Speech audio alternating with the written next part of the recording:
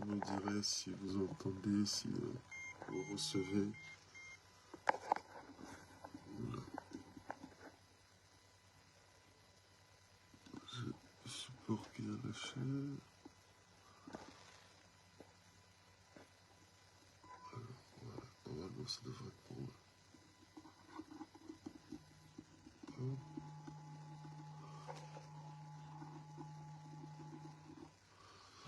Voilà. Alors, nous sommes connectés à plusieurs parce que dans le cadre de... Ah, qu'est-ce qui se passe? Dans le cadre d'une semaine de prière que nous avons au niveau du ministère Église, j'aurais dû intervenir un peu plus tard ce soir, mais je préfère rassembler les deux réunions. Donc, il y a certains de l'Église qui sont sur la connexion Skype ou Facebook et d'autres qui sont sur Zoom. Donc, le thème que le Seigneur m'a donné de partager à l'Église ce soir touche à quelque chose de l'ordre de l'intime et de l'ordre du sensible. Parce que tout ce qui est à cause de notre arrière-plan culturel, tout ce qui a trait, tout ce qui est en relation avec la mort, est quelque chose d'assez particulier. Parce que c'est un sujet un sujet duquel il est difficile de pouvoir parler de façon, comment le dire, apaisée. Parce qu'en général, les gens sont dans l'émotion. Et quand on leur parle du regard, même quand c'est un regard biblique, hein, du regard biblique qu'a le Seigneur sur la mort, c'est des fois très très difficile à gérer. Alors, je vais le parler vraiment de manière particulière ce soir. Je veux juste vous demander d'être attentif et que celui qui se retrouvera dans ce qui aura été dit, il saura avec quelle matière il va repartir auprès du Seigneur. Mais l'idée vraiment du Seigneur, c'est de donner une explication, d'essayer de donner des éléments de compréhension pour que chacun nous puissions apprendre dans ces cas-là à réagir en tant qu'enfant de Dieu. Amen. Alors, donc, je rappelle que donc je suis le pasteur Richel, je suis dans le cadre à la fois dans le cadre du culte d'enseignement et de partage de la main d'association, via Skype en audio, en duplex audio, mais aussi Facebook Live, mais aussi exceptionnellement via Zoom avec d'autres frères et sœurs dans le cadre d'un programme de prière et d'enseignement particulier. Donc bienvenue à tous. Le titre de notre message de ce soir est « Comment la mort influence les vivants ». Alors, au vu de ce que dit la Bible, je ne vais pas être très long, au vu de ce que dit la Bible, il n'y a pas de lien entre le monde des vivants et celui des morts. Ce n'est même pas la Bible qui le dit, ce sont les faits qui le disent. En fait, la mort crée une séparation entre les vivants et les morts parce que la cessation d'exister, vu que dès que le souffle nous est retiré, nous ne sommes plus en situation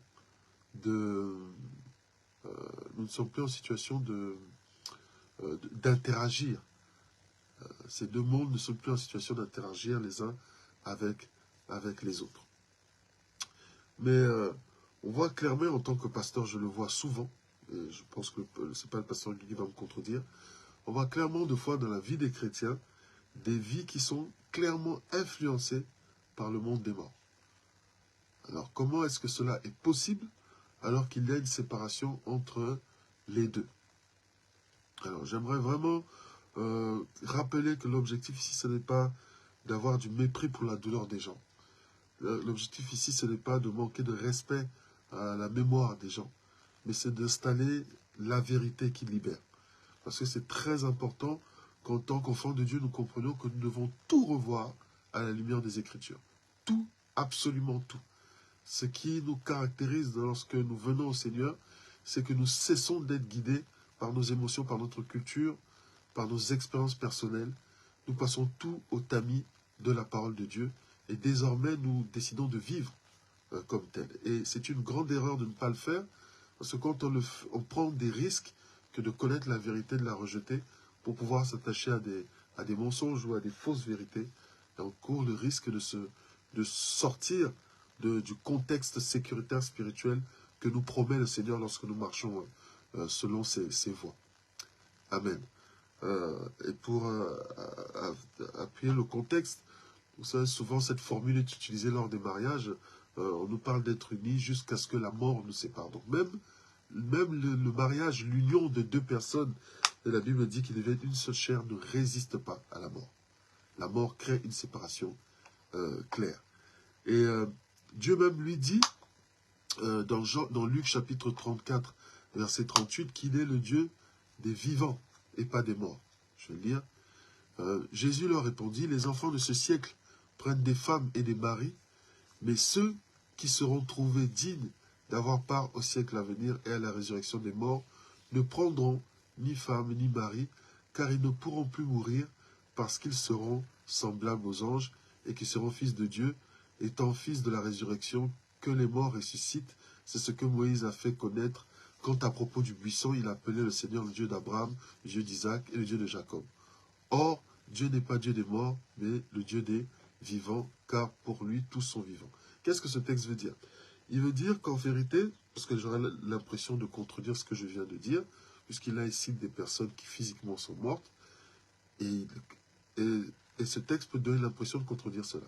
Non, en vérité, lorsque nous sommes morts, il y a une séparation entre nous, et Dieu dit ici qu'il est le Dieu des vivants.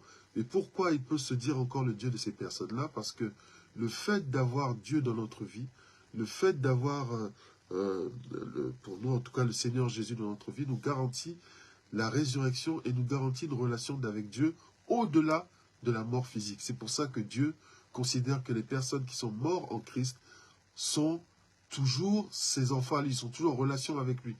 Et il est même dit quelque part, je ne sais pas si le spécialiste de retrouver les versets, Philippe peut le trouver, que en disant ça, voilà, faire des blagues, je perds le fil.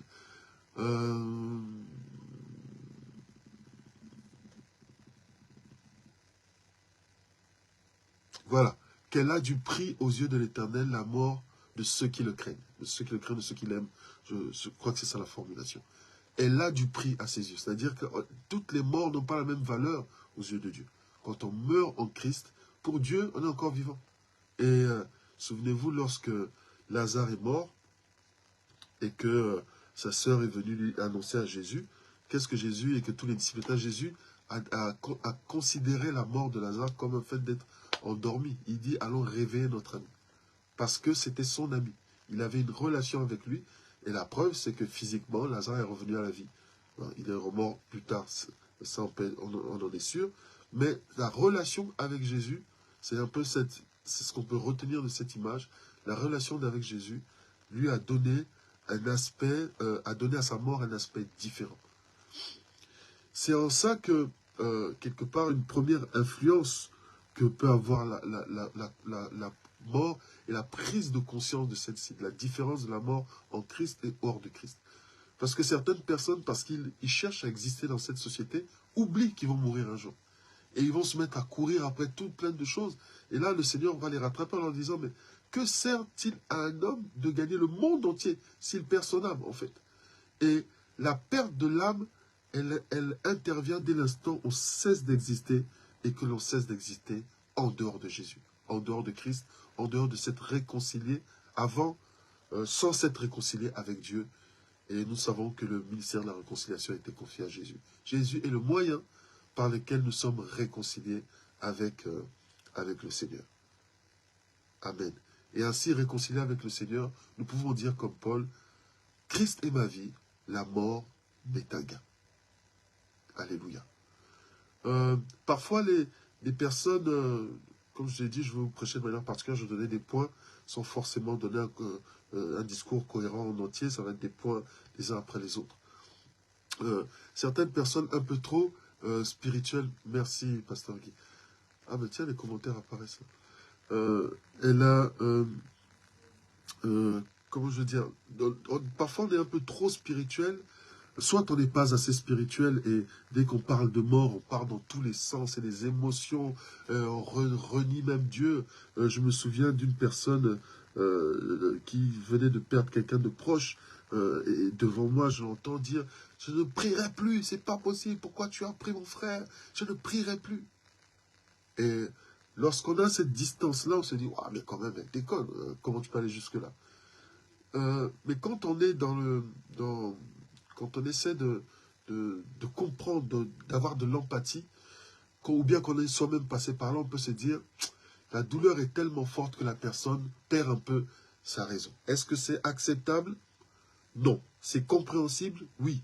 Quand on laisse trop de place à ses émotions dans sa vie, quand on n'a pas on se rééduque pas pour laisser le moins possible d'autorité à ses émotions, on arrive à ça.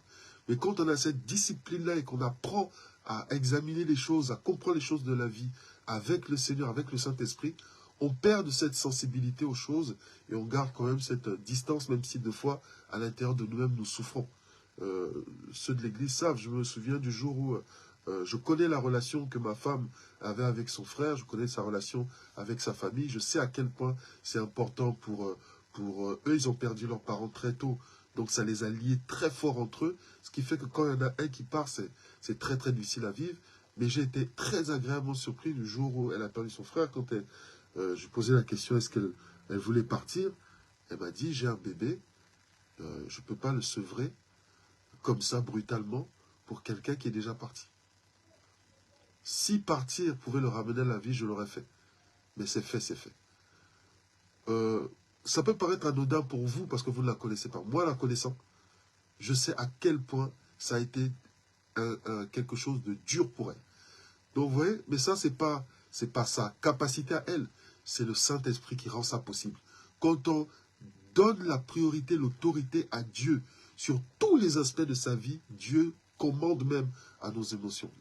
L'autorité de la parole de Dieu, l'autorité du Saint-Esprit s'impose même à cette partie qui est tumultueuse de l'être humain que l'on appelle émotion. Mais ça ne nous empêche pas de compatir. Compatir n'est pas une mauvaise chose. La Bible dit d'ailleurs dans Romains 12, verset 15, « Réjouissez-vous avec ceux qui se réjouissent, pleurez avec ceux qui pleurent. » La Bible nous dit pleurer. Deux fois, nous sommes trop durs avec les personnes qui vivent des choses difficiles. Il y a des personnes qui ont... Vous voyez, quand il y a une perte de quelqu'un, il y a une histoire qui est derrière. Donc, deux fois, se voit défiler toute l'histoire. Mon père est mort... je me souviens, c'était l'un des plus grands drames de ma vie, mais je ne me souviens même pas. Je crois qu'il est mort en 2007, le 17 octobre. Le 7 octobre 2007, c'est ça. Mais aujourd'hui encore, quand deux fois je pense à lui, j'ai cette douleur dans mon cœur, quelque chose d'incompréhensible qui remonte. Donc, il y a quelque chose dans l'histoire des gens qui les lie de façon tellement profonde que le fait, c'est pas tant la mort qui est un problème, sauf si la mort est violente, ou si c'est dans un cas particulier, un assassinat, ou quelque chose qu'on aurait pu éviter. C'est surtout le fait de ne plus revoir la personne. C'est ça qui fait que c'est difficile. Et donc, il faut apprendre aussi, nous, même si on veut enseigner les gens, même si on veut leur apprendre à comprendre, à atteindre cette maturité-là, il nous faut absolument apprendre à pleurer aussi avec ceux qui pleurent. Parce que quand on méprise la douleur des gens, on ne peut pas leur être utile. On peut arriver à leur faire comprendre que la façon de gérer cette douleur n'est pas bonne, mais il y a un contexte, il y a une façon de le faire, et ça s'appelle la sagesse. Il faut savoir être sage. Jésus lui-même a pleuré, Jean chapitre 11, versets 33 à 36. Jésus, la voyant pleurer, c'est la sœur de Lazare, et elle et les Juifs qui étaient venus avec elle, frémit en son esprit, et fut tout ému. Et il dit, « Où l'avez-vous mis? Seigneur, lui répondirent-ils, viens et vois. » Jésus pleura. Donc Jésus a pleuré la mort de Lazare. La Bible nous décrit Béthanie, la ville et la maison de Marthe, Marie et Lazare, comme un lieu où il aimait aller. C'était ses amis. Il avait une relation particulière avec eux.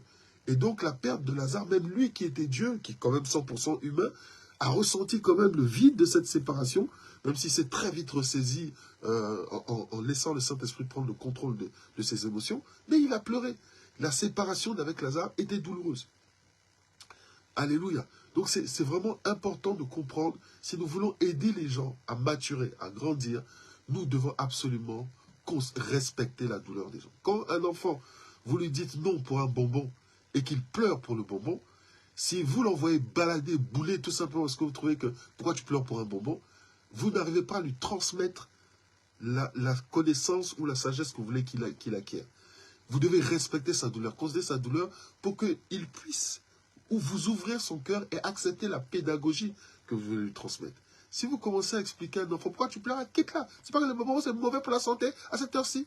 L'enfant va ne pas entendre vos cris.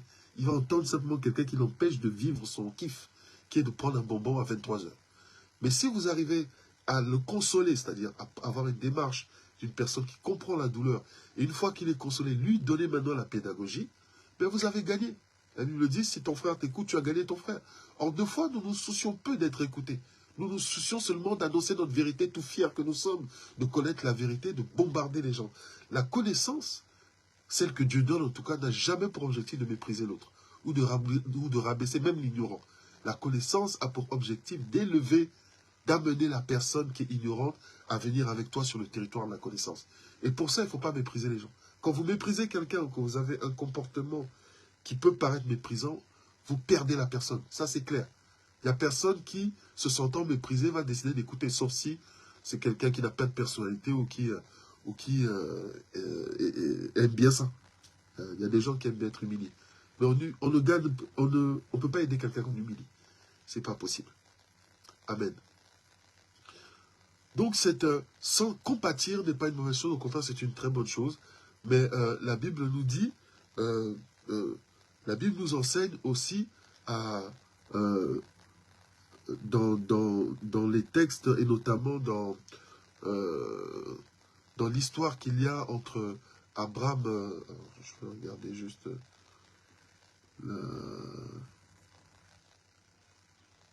non, c'est pas là.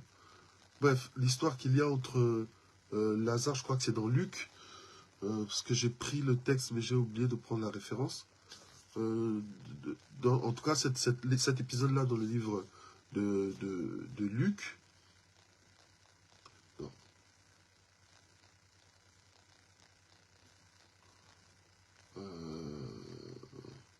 Oui. Ah oui. Alors c'est Luc chapitre 16, voilà. Luc chapitre 16, versets 19 à 31. La Bible aussi nous enseigne une chose, c'est que les morts ne peuvent plus rien pour nous. Donc, cette émotion, elle est légitime au nom du souvenir que nous avons, mais le problème avec nous, c'est que deux fois, cette émotion, lorsqu'on la laisse prendre le contrôle, elle nous amène dans une autre dimension de la relation avec la personne qui est morte.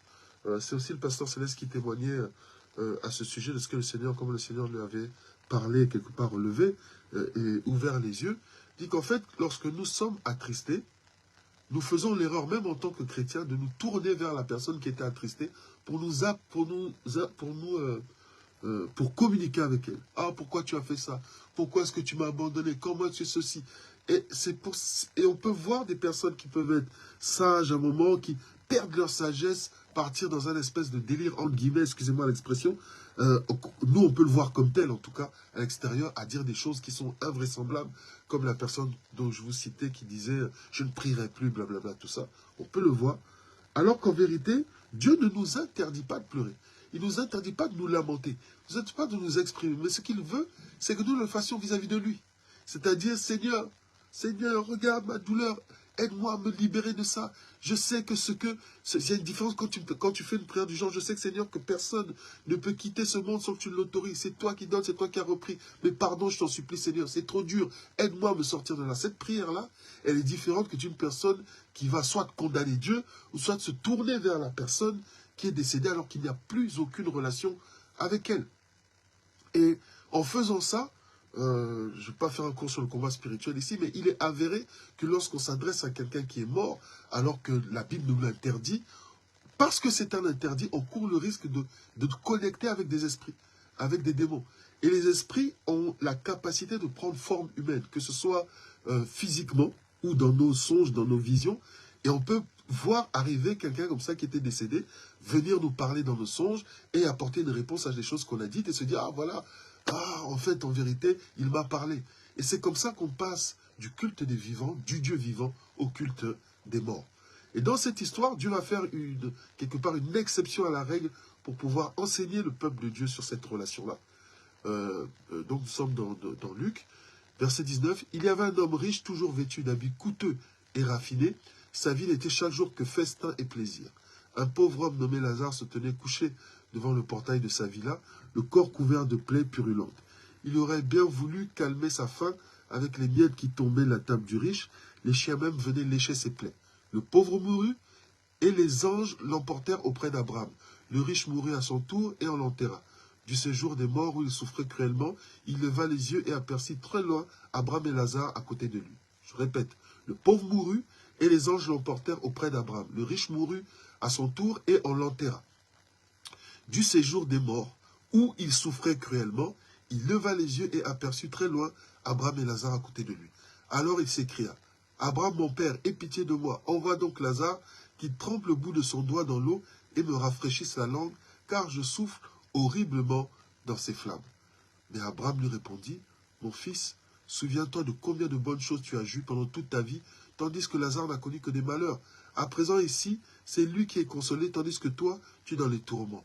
De plus, il y a maintenant un immense abîme entre nous et vous. Et même si on le voulait, on ne pourrait ni le franchir pour aller d'ici vers vous, ni le traverser pour venir de chez vous ici. » Dans ce cas, dit alors le riche, suivez bien cette partie-là, « Je t'en conjure, Père, envoie au moins Lazare dans la maison de mon père, car j'ai 5 frères qui les avertissent pour qu'ils n'aboutissent pas eux aussi dans ce lieu de tourment. » « Tes frères ont les écrits de Moïse et des prophètes, lui répondit Abraham. Qu'ils les écoutent. Non, père Abraham, reprit l'autre. Mais si quelqu'un vient du séjour des morts et va les trouver, il changerait. Mais Abraham répliqua, s'ils n'écoutent ni Moïse ni les prophètes, ils ne se laisseront pas davantage convaincre par un mort revenant à la vie. Alléluia. Vous voyez, là, ce texte nous fait comprendre que souvent nous avons l'impression que ce qui est spectaculaire transforme les gens. Qu'il y a absolument besoin de faire quelque chose qui frappe au regard pour que les gens soient touchés durablement. Et donc il dit, la parole, c'est pas suffisant. Il a certainement pris son propre exemple à lui, parce qu'il était juif, donc il a peut-être vécu en dehors de la parole pour que ça l'amène là où il était. Donc il s'est dit, moi je ne l'ai pas écouté, pourquoi eux ils l'écouteront? Donc plutôt on voit quelqu'un qui vient des morts. S'il voit une personne sortir du tombeau leur annoncer la parole, ça va changer des choses. Mais tout ce que suscite le spectaculaire, ce sont les émotions. Et comme on l'a toujours dit, les émotions ne sont pas faites pour durer. Dès l'instant où on vit une émotion, le temps de l'émotion, on est prêt à tout chambouler, mais il suffit que la sensation de l'émotion passe, qui est normale, mais très vite on repart à nos vieilles habitudes. Regardez les résolutions que les gens ont prises lorsqu'il y a eu le Covid. Mais là, c'est aujourd'hui le confinement et compagnie. C'est très vite oublié. Les résolutions qu'on prend à la fin de l'année, très vite oublié. Les femmes, si les femmes se souvenaient de la douleur de l'accouchement, vous croyez qu'il y aurait autant d'enfants sur cette terre? Alléluia. Donc, il y a certaines choses qui ne peuvent pas changer chez l'être humain parce que tant qu'elles viennent pas de l'intérieur. Tous les changements qui sont efficaces, tous les changements qui ne viennent pas de l'intérieur, je l'ai toujours dit, sont des changements qui sont cosmétiques. C'est du maquillage. Parce que c'est de l'intérieur que viennent les mauvaises pensées. C'est de l'intérieur, si quelqu'un peut me mettre ce verset-là aussi, c'est de l'intérieur que viennent les adultères, les mauvaises pensées, du cœur. C'est le cœur qui change, qui va changer tout le reste. Or, le cœur, il ne peut être changé que par la parole de Dieu. Et si on ne donne pas l'autorité à la parole de Dieu, peu importe la chose spectaculaire qu'on peut faire, cela ne marchera pas. Et c'est juste un exemple qui n'est peut-être pas le plus efficace, mais c'est juste un exemple pour montrer qu'il n'y a pas, et Ecclésiaste le dit aussi, il n'y a ni intelligence, ni émotion, ni capacité là où, dans le séjour des morts où nous allons. Il est donné alors de mourir une seule fois, après vient le jugement. Après la mort, nous n'avons plus aucune influence sur le monde des vivants. Donc, celui qui entretient une relation avec un mort, au-delà du souvenir respectueux qu'on peut avoir, il se met, lui, en difficulté. Parce qu'il a des attentes qui ne seront pas satisfaites. Si peut-être satisfaites par Satan. Mais vous savez que Satan ne donne rien pour rien. Ce qu'il donne d'un côté, il le prend de l'autre. Et aussi, il court le risque d'avoir cette relation avec le monde spirituel, avec le monde des ténèbres, parce que c'est un interdit que de relationner avec les morts. Et on le voit même à l'époque pour repartir dans l'Ancien Testament, c'est clairement écrit dans l'Ancien Testament, et Saül avait fait interdire à Israël le culte des morts et toute forme de divination. Et il a lui-même, quand il s'est éloigné du Seigneur, il a rejeté dans ce péché, et il allait rencontrer cette femme pour pouvoir ramener à la vie Samuel, pour que Samuel continue à lui donner des conseils. Mais ça n'a pas changé sa vie. Samuel, s'il n'a pas écouté Samuel vivant, c'est pas Samuel mort qui allait changer les choses. Bien au contraire, ça n'a fait que confirmer quelque part sa déchéance. Amen.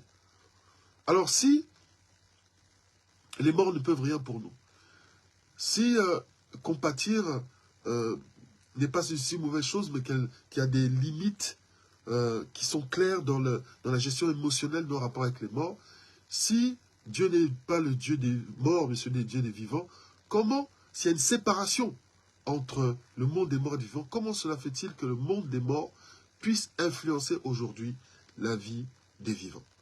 Là, il y a deux raisons non exhaustives mais fondamentales, dont une je souhaiterais parler plus que l'autre. Il y en a une qui est celle justement que je viens d'évoquer, qui est liée deux fois au contexte culturel. Nous avons une relation avec les morts, nous donnons une relation exagérée avec les morts. Dans mon pays d'origine qui est le Congo, on donne une place particulière à la mort, tant et si bien que les gens peuvent rater votre anniversaire, ils peuvent rater, je sais pas, des événements majeurs de votre vie, ils peuvent rater votre mariage, mais ils ne rateront pas votre enterrement. La proportion à donner une place, une place trop grande à tout ce qui est autour du deuil est incroyable dans la culture africaine de façon générale. Dans les cultures de façon générale. Il y a des sociétés où la mort a plus d'importance que la vie. Et on dépense plus d'argent pour les morts que pour les vivants. Et donc, c'est lié, ça mène les gens à même avoir un culte des morts. Il y a beaucoup de sectes ou de mouvements religieux qui sont fondés sur le culte des morts. Même certains qui se disent chrétiens. Je ne citerai pas, je peux avoir des problèmes avec les gens, mais où on célèbre des morts. Et ça nous amène à ce point principal, c'est la mauvaise gestion du souvenir est l'une des principales causes de cette influence qui ne devrait pas avoir lieu. Cette influence qui ne devrait pas avoir lieu. Souvent, quand j'entends des personnes qui sont bloquées sur le fait d'avoir perdu quelqu'un, ils sont bloqués pas à cause de l'importance de la personne qui avait dans leur vie. Ils sont bloqués parce qu'ils ne veulent pas tourner la page. Ils veulent conserver dans leur vie de vivant quelqu'un qui n'est plus dans ce cercle-là. Et ils entretiennent ce souvenir au-delà du normal, au-delà de ce qui est normal. Parce que la dimension physique de la personne aimée est tellement importante à leurs yeux qu'ils ne supportent pas le fait de sortir de leur vie. Et c'est comme si, en fait, ils rejetaient tout ce qu'ils avaient vécu à cette personne-là, comme s'ils se donnaient l'impression de cracher sur quelqu'un qui avait énormément de valeur dans leur vie. Pour ça, il faut comprendre une seule chose, c'est que l'être humain, ce n'est pas du tout l'enveloppe physique qui a un aspect physique. L'être humain, c'est ce qui est à l'intérieur. C'est vrai que ça fait partie de l'être humain, ces trois parties, corps, âme et esprit, mais ce que Dieu valorise, ce n'est pas la partie charnelle. Dieu dit ceci, à Adam, tu es poussière, tu retourneras à la poussière. Si le corps avait une quelconque valeur, Dieu, on le saurait. La Bible dit même ceci que ce corps ne peut pas hériter, il est corruptible, il ne peut pas hériter l'incorruptibilité. Et dans notre, quelque part dans notre passage à la vie éternelle, nous aurons un corps nouveau. Nous aurons dans une habitation nouvelle. Et cette habitation-là, ce souvenir physique auquel nous sommes bloqués, attachés, souvent par les photos et blablabla, tout ça, en vérité, si vous remarquez, ce souvenir-là ne nous fait pas de bien en tant que tel. Il ne nous fait pas avancer. Plus tu es attaché à quelqu'un qui est mort et que tu lui donnes de la place dans ta vie, moins dans ta propre vie tu avances. Ce qui est normal, parce que lui, il s'est arrêté. Il s'est arrêté de progresser. Il ne peut pas t'enseigner plus que ce qu'il t'a dit. Paul, là où il est là, même Paul, ne peut pas t'enseigner plus que ce qu'il t'a donné comme livre dans la Bible. Mais le Saint-Esprit, à partir de ce qu'a dit Paul, parce qu'il est vivant, peut t'enseigner d'autres choses, peut augmenter ta connaissance à partir de ce que Paul a exprimé. Mais Paul lui-même, parce qu'il est mort, il ne peut pas rajouter quelque chose à ce qu'il a déjà dit. Alléluia. Et c'est pour ça que même Jésus, il fallait qu'il ressuscite. La Bible dit ceci. Si Jésus-Christ n'est pas ressuscité, notre foi est vaine. Notre foi est fondée sur le fait que Jésus soit mort, c'est vrai, mais aussi qu'il soit ressuscité. Parce que c'est la vie qui permet d'engendrer la vie. La mort n'engendre pas la vie. Et si on ne fait pas cette coupure, c'est ce que le monde appelle faire le deuil, pour tourner la page, mais on reste connecté à une dimension, elle, qui ne peut pas évoluer. Et donc nous aussi, on est embarqué dans cette forme de régression ou de stagnation. Alléluia. Jésus a cette expérience avec ce jeune homme, Luc chapitre 9, verset 60, qui vient de perdre son père. Jésus le croise, il lui dit, toi, viens, suis-moi. Qu'est-ce qu'il lui dit? Il dit, ok, je veux te suivre, mais laisse-moi d'abord aller enterrer mon père. La réponse de Jésus, si c'était une réponse qui avait été donnée dans ce siècle-là, ça aurait fait l'objet de live Facebook, de messages, d'insultes et tout ça. Il dit, laisse les morts ensevelir leurs morts. Il parle à quelqu'un qui vient de perdre son père. Il dit, laisse les morts. Donc il met en face, dos à dos, la famille du monsieur et le monsieur mort. Il dit, pourquoi? Parce que Dieu considère que celui qui n'a pas le Fils n'a pas la vie. Celui qui n'a pas le Fils de Dieu n'a pas la vie. Quoi qu'il soit vivant. Donc, il sait que ces gens-là, son environnement familial, aucun d'eux n'a la vie. Donc, il les considère comme morts. Il dit, ceux-là, ils sont morts de la même manière que le monsieur-là aussi est mort. Autrement dit, ce que tu as à faire aujourd'hui avec moi, c'est t'occuper des vivants. Laisse les morts gérer entre eux leur histoire. En fait, tu ne peux rien changer. C'est dur cette vérité, elle est dure à saisir, mais je peux te dire une chose, bien-aimé. Dès que le souffle de vie a quitté quelqu'un, il n'y a plus rien, tu ne peux plus rien changer. Le truc qui te dit, oui, enterrer décemment, tout ça, c'est la culture qui te le dit. Moi, j'ai vécu des guerres civiles. Je ne sais pas si vous avez déjà vécu la guerre dans vos vies. On a vu des chiens manger des corps. On voit à quel point, je ne sais pas si vous avez déjà vu un cadavre, quand l'esprit sort d'un corps, c'est de la viande. Excusez-moi de dire ça. Il n'y a plus rien à en tirer. Et donc, tu ne peux pas lier ta vie, même si la décence, je dis bien, je ne dis pas qu'il ne faut pas le faire. Je dis même si la décence voudrait qu'on le fasse.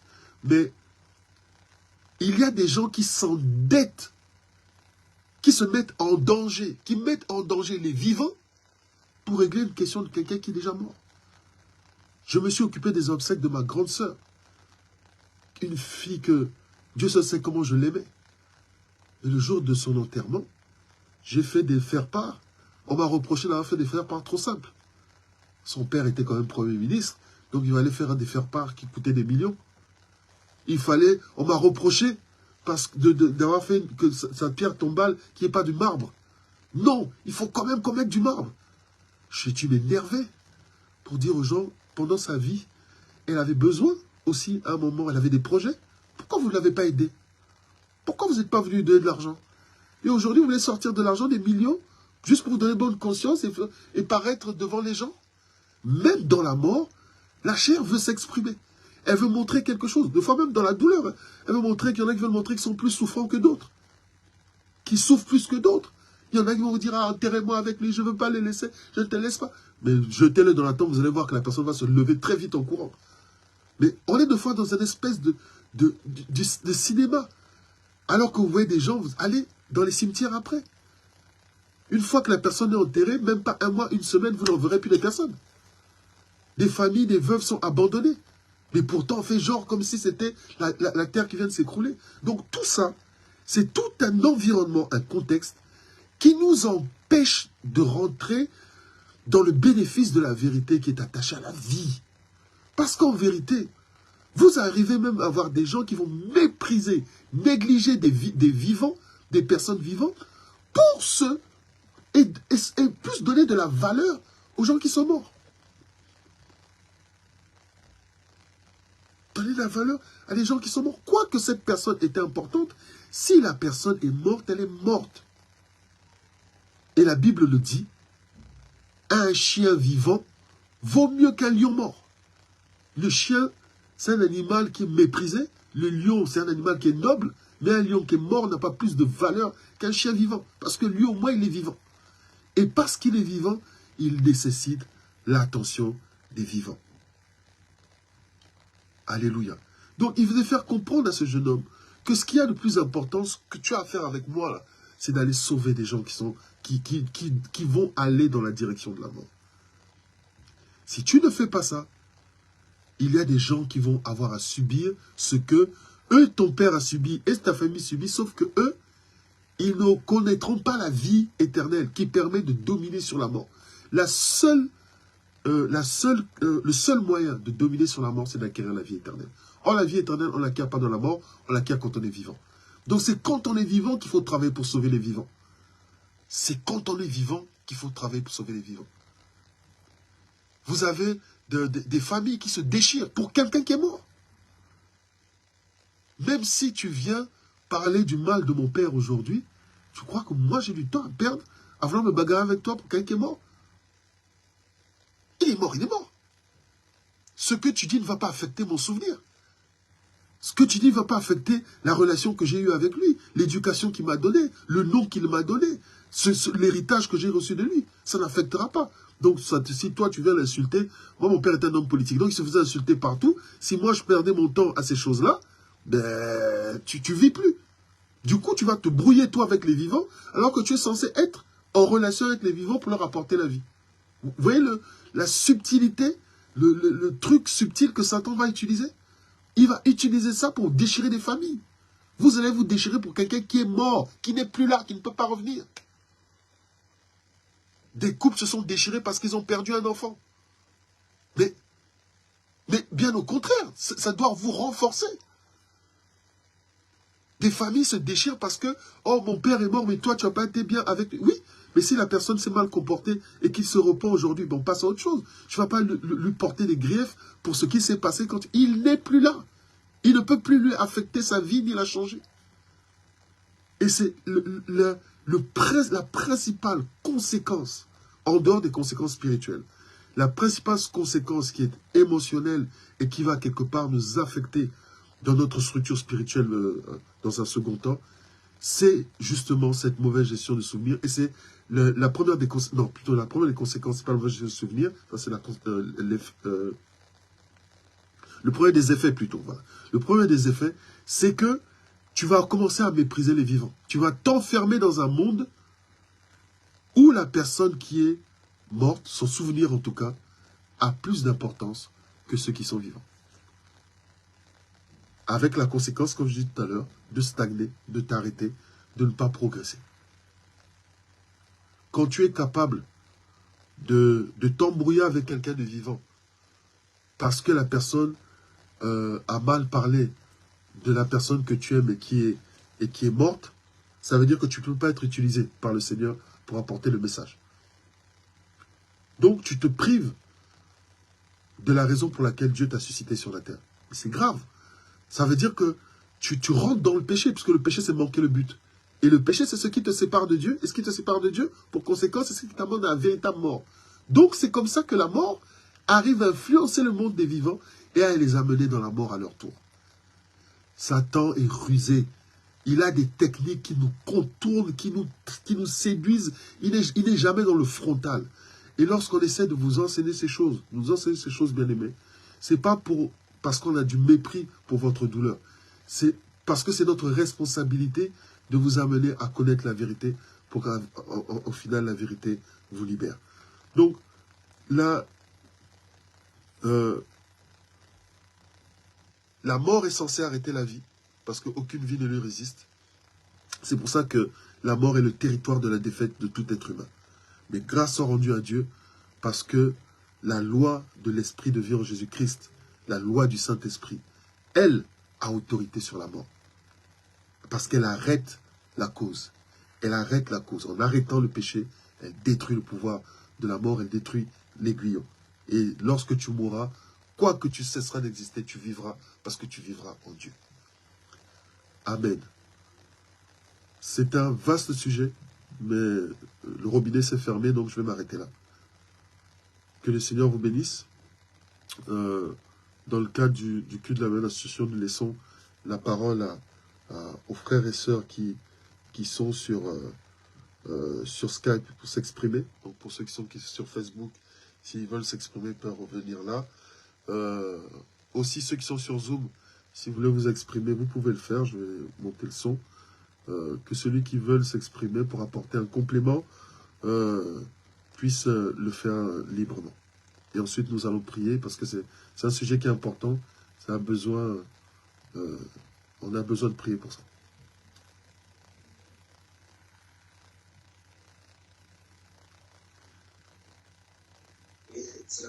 Amène à la parole. Moi, je voulais juste apporter un complément. Tu peux te présenter parce que tout le monde ne sait pas qui tu es et tout le monde ne t'entend pas. Désolée, bonsoir, Irma. Je me prénomme Irma. Et je voulais en fait, mon complément, c'est tout simplement bénir le Seigneur et lui dire merci parce que moi, lorsque j'ai perdu ma mère, ça a été très, très, très compliqué pour moi. Et Dieu a fait que je rencontre, que j'arrive à Ministère Église peu de temps après. Et ma rencontre avec Ministère Église m'a permis du coup de comprendre cette limite de la spiritualité avec la mort. Parce que je pense que si j'avais pas eu toute cette connaissance à travers les enseignements, à travers mes échanges avec le pasteur à ce moment-là, j'aurais fait partie de toutes ces personnes-là qu'on a citées dans tout ce que tu as dit. Donc vraiment, je voulais vraiment bénir l'Éternel et bénir la parole. Et ça m'a aidé aussi, pour le coup, à faire mon deuil, justement, à faire cette scission-là entre la spiritualité, la mort, le fait qu'il fallait aller de l'avant, la vie, etc. Et voilà, ça m'a permis, moi, de faire mon deuil et d'aller de l'avant. Donc voilà, c'était ce complément et dire merci à la parole. Amen, gloire à Dieu. Il y a un autre aspect qu'on n'a pas vu, qui est celui vraiment qui est lié au culte des morts. Hein. Il y a toute une... Peut-être qu'un jour, le pasteur Guy pourra revenir dessus ou on reviendra dessus, mais s'il y a tout un aspect qui rentre là dans la question du combat spirituel, qui est lié au culte des morts, quand on ne règle pas ce problème-là, qui peut être très dangereux et qui va faire que ça pourrisse nos vies et qu'on soit qu'on soit plus au bénéfice de ce que Dieu a pourtant déjà mis à notre disposition. Quelqu'un d'autre sur Skype?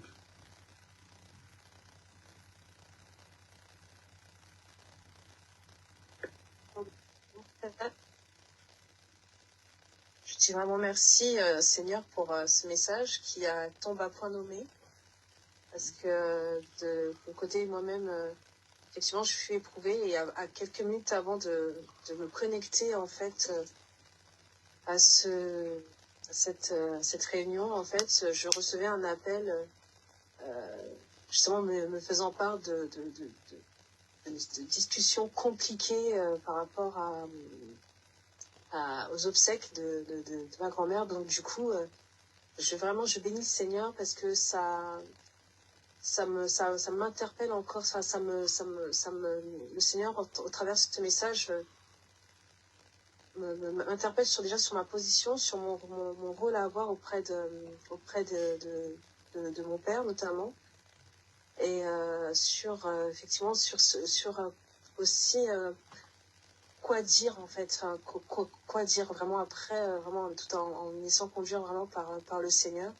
Et c'est vrai que ça prend vraiment parfois ça prend des proportions, ça va très loin quand tu parlais effectivement de familles qui se déchirent, ça peut aller vraiment très très loin. Et vraiment, j'ai merci au Seigneur pour ce message qui en tout cas me réconforte et qui m'aide en tout cas dans l'attitude à avoir. Parce que même si des fois on sait, on a besoin de rappel. On a besoin de rappel. Donc vraiment, je dis Amen. Merci Seigneur. Amen. Amen, quelqu'un d'autre? Bonsoir à tous, je suis Kurt, le mari d'Irma, pour ceux qui ne me connaissent pas. Je tenais vraiment à remercier le Seigneur et remercier la parole que le pasteur Michel vient de prêcher aujourd'hui. Je suis aussi un peu dans son cas où quand il a parlé de son père, il a perdu son père. Moi également, j'ai perdu mon père en juillet 2022. C'était un moment très difficile. La même année, j'ai perdu mon fils aussi. Et surtout le décès de mon père en plus, j'ai l'impression que le ciel me tombait sur la tête. Et j'étais vraiment désespéré, hein. Même si ça se voyait sur mon visage, j'arrêtais pas de pleurer les nuits, je me posais des questions. Et aujourd'hui, effectivement, souvent j'y pense encore, c'est le côté où effectivement on ne peut pas échanger avec cette personne parce qu'on partageait des moments. Et on n'arrête pas d'avoir mal en fait. Mais aujourd'hui, je remercie le Seigneur parce que c'est lui qui me pousse d'aller de l'avant. C'était pas facile parce que la même année en plus, après les obsèques de mon père et de notre fils, on avait notre bénédiction nuptiale. Donc vraiment le Seigneur nous a réconfortés dans ce sens-là, où beaucoup de gens effectivement nous disaient non, n'annulez pas cette bénédiction nuptiale, etc. Mais nous on avait reçu déjà cette conviction où on voulait aller de l'avant, on voulait vraiment faire cette bénédiction nuptiale parce qu'on savait que voilà, on allait franchir un autre cap avec le Seigneur. Et je tenais vraiment à remercier cette parole aujourd'hui qui me touche également et qui permettra encore effectivement d'avancer, d'aller de l'avant. Et voilà, c'est ce que je voulais dire. Et merci à Ministère Église également de nous avoir soutenus, de nous avoir accompagnés pendant ces moments. Et je demande juste au Seigneur voilà, de continuer encore à nous fortifier, à nous accompagner et à nous montrer la voie et le chemin dans ce sens en fait. Merci. Amen. Merci, Kurt. Il n'y a personne qui veut intervenir sur Skype?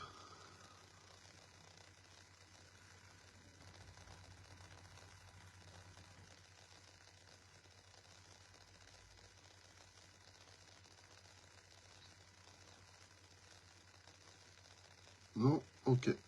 Pasteur Guy.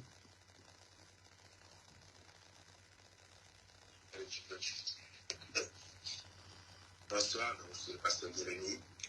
Le message a été clair, net et il n'y a vraiment pas grand chose à presque rien à rajouter. Il y a juste reconnaître la réalité du thème, la mort qui influence les vivants. Je crois qu'on ne le réalise peut-être pas autant que ça. Il est peut-être grand temps que nous puissions réaliser que c'est souvent le cas déjà culturellement, traditionnellement, culturellement, et puis on est déjà avec cette peur même que celui qui est mort vient nous influencer, les fameux fantômes. Donc on est dans cette réalité, on grandit pour beaucoup de cultures, puisque même chez les Blancs c'est pareil, hein. Il y a des régions où cette culture, chez les Occidentaux, il y a des endroits où, des régions où cette culture est également respectée, où on honore les morts, où on conserve les os des morts, même la religion catholique. Et peut-être qu'on n'a pas toujours conscience de cette influence de la mort sur les vivants. Et même beaucoup d'églises aujourd'hui, les fameuses églises sur le combat spirituel et la délivrance, pour beaucoup, c'est justement cette crainte de la mort qui continue à les influencer dans leur manière de vivre leur foi. Et nous devons parvenir à cette j'allais dire, cet équilibre, comme cela a été si bien expliqué. Moi, j'avais cette pensée là, que le tombeau, ce n'est pas la maison, la résidence du mort. Comme je le mettrai tout à l'heure, là, j'ai eu cet éclairage, que le tombeau, ce n'est pas la maison du mort. Et on a souvent l'impression, lorsqu'on voit les gens s'agiter, que le tombeau, c'est là où le mort va l'habiter. Non, le mort, il est déjà mort, son âme est déjà parti, c'est juste l'enveloppe qui, au bout de quelques temps, va pourrir, disparaître. Donc, parfois, lorsqu'on va, on dit, je vais voir le tombeau de mon père ou de ma mère, mais non, ton père, ta mère, ton frère n'est pas là. Voilà. Et nous devons regarder cette vérité en face sans tomber dans le moment où le deuil arrive, comme tu l'as si bien expliqué, sans tomber dans le fait de banaliser la douleur des personnes. Mais nous devons éviter l'excès. Voilà, il y a une manifestation de l'annonce de la nouvelle qui est parfois terrible, quoi, même effrayant. Lorsqu'on tu vois quelqu'un qui est chrétien, stable dans l'église, et qu'on lui apprend qu'un tel est mort, ben, tu as l'impression que la personne veut se suicider, comme si les autres personnes qui sont vivantes ne le comptent plus.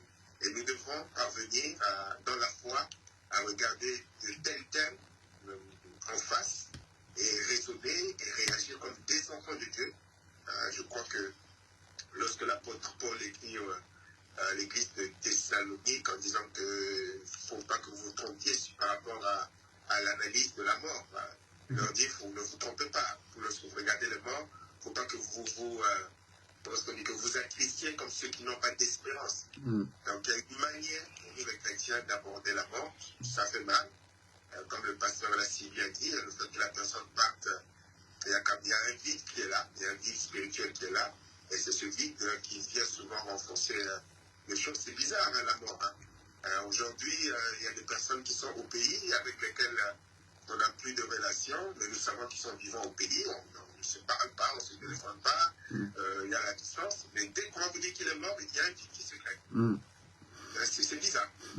Pour le feu, il y a un vide qui se crée, alors que la personne, ça fait des années qu'on l'appelait pas, c'est comme si on n'a plus de contact sans être fâché. Et on n'a plus de contact sans être fâché, on n'a plus de contact comme si elle était presque morte. Mais dès qu'on t'annonce que la personne est morte, il y a un vide qui est là. Donc on ne peut pas banaliser la tristesse et la douleur des personnes éprouvées, mais nous devons aborder les choses comme des enfants de Dieu qui connaissent la vérité. Et c'est ce que le Saint-Esprit par l'apôtre Paul et par le pasteur Michel ce soir nous rappelle également de ne pas aborder cela avec un excès comme les gens du monde qui n'ont pas d'espérance et qui ne savent pas. Voilà.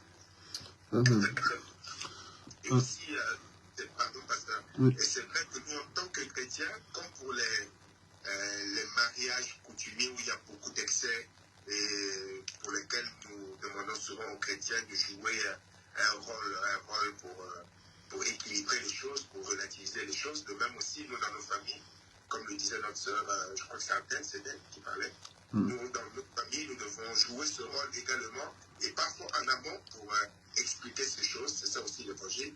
Expliquer ces choses, cela va éviter beaucoup d'excès et puis beaucoup de blessures et de disputes vraiment inutiles.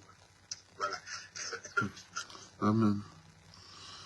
Amen. Alors, nous allons nous incliner dans la prière.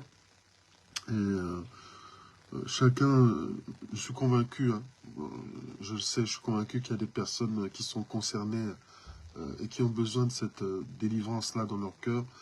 Tu as entendu la parole de Dieu, je vais te laisser prier pour toi-même. Et je vais demander à Sœur Michel d'accompagner quelque part cette prière par la sienne. Et nous allons tous nous tourner vers le Seigneur et ensuite je clôturerai. Seigneur Jésus, nous voulons te bénir et te dire merci pour la grâce et le privilège que tu nous accordes ce soir, Père, de pouvoir entendre ta parole, Père. Tu sais combien, Seigneur Dieu, pour certains d'entre nous, Père, même si nous ne le disons pas, Seigneur Dieu, peut-être inconsciemment, Seigneur, ou consciemment, nous n'avons pas fait le deuil, Seigneur Jésus-Christ, de tous ceux, toutes celles, Seigneur Dieu, qui sont partis, Seigneur Jésus-Christ, et on rejoint, Seigneur Dieu, le séjour des morts, Père. Bien souvent, Seigneur Dieu, nous restons attachés, Seigneur Dieu, à cela, Père. Nous n'osons pas le dire, Seigneur Dieu, pas le confesser, mais parfois, la colère est là, Seigneur Jésus-Christ. Parfois, Seigneur Dieu, les mauvais sentiments à ton égard sont là, Seigneur Dieu, l'incompréhension, Père. Nous ne nous sommes pas laissés pleinement, Seigneur Dieu, guérir. Nous n'avons pas laissé le Saint-Esprit, Seigneur Dieu, faire ce pourquoi, Seigneur Dieu, tu l'envoies, Seigneur, à cet instant, à ce moment. Nous n'avons pas reçu pleinement ta consolation, Père. Et ce soir, je veux te prier, Père, afin que tu visites chaque cœur, chaque âme, chaque esprit, Saint-Esprit, Seigneur Dieu, afin que chacun puisse recevoir dans le nom puissant de ton Fils Jésus-Christ la pleine guérison dans son cœur, Seigneur Dieu, dans son âme, dans son esprit, afin, Seigneur Dieu, que pleinement consolé, Seigneur Dieu, pleinement visité, Seigneur Dieu, renouvelé, Seigneur Dieu, pleinement, Seigneur Dieu, renouvelé dans l'intelligence, Père, le discernement, Seigneur Dieu, et la sagesse, Père, il puisse retrouver la paix, la plénitude, Seigneur Dieu, par ton Saint-Esprit, et surtout la pleine guérison, la guérison intérieure, Seigneur Dieu. Amen. Et parfois, Seigneur Jésus-Christ, lorsque Seigneur Dieu arrive un autre événement, Seigneur Dieu, viens réveiller, Seigneur, de cette ancienne douleur. Viens réveiller, Seigneur Dieu, ce sentiment, Seigneur Jésus-Christ. Et c'est un flot, Seigneur Dieu, de sentiments qui se mêlent à nouveau, Seigneur Dieu, à l'événement, Seigneur Jésus-Christ. Et la guérison n'est pas acquise. Alors, Seigneur Dieu, ce soir, Seigneur Dieu, viens, Seigneur Jésus-Christ, faire ce pourquoi, Seigneur Dieu, tu es venu, Seigneur Dieu, encore nous interpeller ce soir. Guéris, Seigneur Dieu, guéris en profondeur, Seigneur Dieu, tous ces cœurs. Viens, Seigneur Jésus-Christ, dans ta grâce infinie, visiter chaque cœur, chaque âme, chaque esprit, Seigneur, afin que lorsque, Seigneur Dieu, ces situations vont se représenter, Père, nous puissions, Seigneur Dieu, certes, pleurer, Seigneur Jésus-Christ, comme toi tu l'as fait pour la mort de Lazare, Père, mais réaliser, Seigneur Dieu, que tu es, Seigneur Dieu, souverain, que tu fais, Seigneur Dieu, les choses, Seigneur Dieu, comme il te plaît, Père, et que surtout, Père, pour ceux et celles qui ne te connaissent pas, Seigneur Jésus-Christ, c'est vrai, Seigneur Dieu, que tu es, Seigneur Dieu, celui qui est capable, Seigneur Dieu, à la dernière minute, Père, de pouvoir toucher un cœur, Seigneur Dieu, qui ne te connaît pas. Même dans le combat, Seigneur Dieu, tu es capable de parler à une âme, Seigneur Dieu. Tu es capable, Seigneur Dieu, de te saisir, Seigneur Dieu, d'une âme. Je suis convaincu, Seigneur Dieu, que tu l'as fait, Seigneur Dieu, pour mon papa. Voilà pourquoi, Seigneur Dieu, je n'ai pas de tristesse, Seigneur Dieu, accrue, Seigneur, de tristesse excessive plutôt, parce que je suis convaincu, Seigneur Dieu, qu'à la dernière minute, Seigneur Dieu, à la dernière minute, il s'est donné à toi, comme tu l'as fait pour maman, Seigneur. Alors, viens visiter les cœurs, Seigneur Dieu, de chacun de tes enfants, Seigneur Dieu. Viens renouveler, fortifier, afin qu'encourager, Seigneur Dieu, nous puissions être des sources de bénédiction pour tous ceux et toutes celles qui ne te connaissent pas, pour tous ceux et toutes celles qui sont dans des désarrois excessifs parce qu'ils ne connaissent pas, Seigneur Dieu, ce Dieu qui console, ce Dieu qui renouvelle, ce Dieu qui fortifie. Visite chaque famille, Seigneur Dieu, chaque famille que nous représentons, au nom puissant de Jésus-Christ. Au nom puissant de Jésus-Christ. Visite, Seigneur Dieu, particulièrement, Seigneur Dieu, le cœur, Seigneur Jésus-Christ, particulièrement de maman, Seigneur Jésus-Christ, qui, Seigneur Jésus-Christ, ont vu, Seigneur Dieu, pour certaines, Seigneur, leurs enfants partir avant, Père. Renouvelle, Seigneur Dieu, fortifie, encourage, Seigneur Dieu, visite, nous t'en supplions, au nom puissant de Jésus-Christ, au nom puissant de Jésus-Christ. Visite le cœur des papas aussi, Seigneur Jésus-Christ. Visite, Seigneur Dieu, ces familles, Seigneur Jésus-Christ, qui sont dans ce cas de figure, Père. Visite, Seigneur Dieu, renouvelle, fortifie, encourage, Père. Et viens nous aider, Seigneur Dieu, à regarder à toi, à être renouvelé, Seigneur Dieu, dans l'intelligence, afin que la culture, Seigneur Dieu, ne puisse plus prendre le dessus, Seigneur, sur, Seigneur Dieu, ce que nous sommes, Seigneur Dieu, des êtres spirituels. Au nom puissant de Jésus. Au nom puissant de Jésus. Au nom de Jésus. Amen. Amen. Amen. Merci Seigneur. Merci pour ce témoignage intérieur que tu as mis dans mon cœur, et je suis convaincu que quelqu'un a eu une réponse aujourd'hui, que tu as parlé, que tu as pensé, que tu as restauré, que tu as libéré, et qu'au-delà, tu vas faire quelque chose de nouveau, d'utile dans la vie de tes enfants. Merci pour ces moments. Merci aussi pour la victoire que tu as donnée, parce que c'était pas facile, c'est pas évident que je puisse arriver à apporter ce message, mais tu me rassures encore et nous donnes en nous renouvelant cette conviction que nous sommes plus que vainqueurs en toi, peu importe les agitations de l'ennemi. Que ton nom soit toujours glorifié, que tu nous donnes d'être toujours aussi attaché à toi, sensible à toi, à l'écoute, Seigneur. Pour toutes les personnes rassemblées ici, nous sommes un peu plus nombreux que d'habitude, mais tu as voulu que tout le monde entende ce message. Je prie pour qu'il fasse son œuvre, que tu fasses l'œuvre de service après-vente de ta propre parole, parce que c'est ta parole. Nous ne sommes que des canaux. Merci pour les vies que tu restaures. Au nom de Jésus. Amen. Amen. Voilà, nous sommes arrivés à la fin. Bonne soirée à tous. Et que Dieu vous garde.